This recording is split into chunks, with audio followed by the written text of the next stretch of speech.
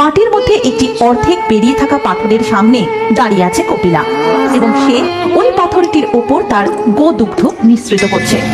এই দৃশ্য দেখে গোটা গ্রামবাসী হতবাক হয়ে পড়ে এবং তারপর মাটি খুঁড়ে সেই পাথরটিকে তুলে আনা হয়।